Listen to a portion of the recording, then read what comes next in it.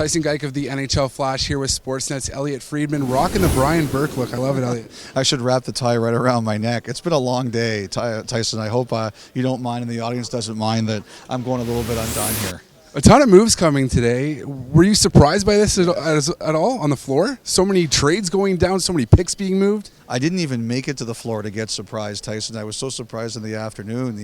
We woke up this morning and we heard that Kevin Bieksa had agreed to be traded to San Jose. I did hear that LA was chasing Lucic, but I heard it fell apart.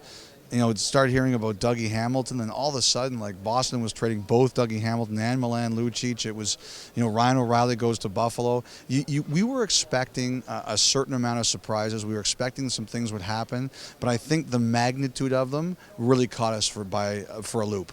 Elliotte, if you could pick one draft day winner, which team would it be? Well, I think when you get Connor McDavid, you're a winner, right? Like that's like the most brilliant prediction I could ever make. Like, you draft Connor McDavid, you're a winner. But I also think when you look at what Calgary did, Dougie Hamilton, you're giving up the 3 picks, the highest is of 15. You're not expecting that anybody you trade is going to be as good as Dougie Hamilton.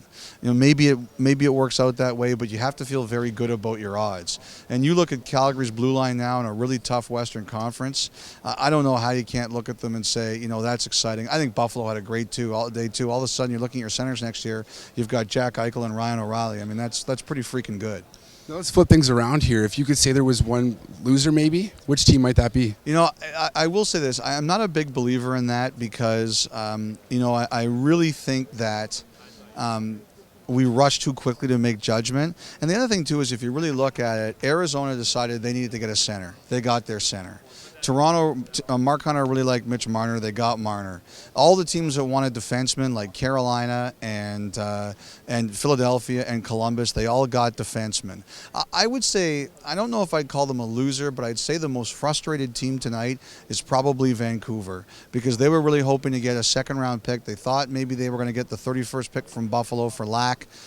Buffalo goes out, makes another trade to get a goalie, and then they use the 31st pick to get O'Reilly. So I'm sure Jim Benning is leaving tonight a bit frustrated. Elliotte, McDavid and Eichel aside, which players or just player do you think we're going to be most likely to see playing in the NHL next year? Oh boy, well, I don't think Strome is going to be. I don't know if there's going to be anybody, because I mean, there will be somebody, because somebody always comes up and surprises us, right? But it's not going to be Strome. I think Arizona's going to take the long route with him. It's not going to be Marner. You can see Toronto. Maybe the one guy might be Hanifin. Like, I wonder if he really knocks Carolina's socks off in camp. Is he playing for them next year? Great, thanks a lot, Elliotte. Always great analysis from Sportsnet's Elliotte Friedman.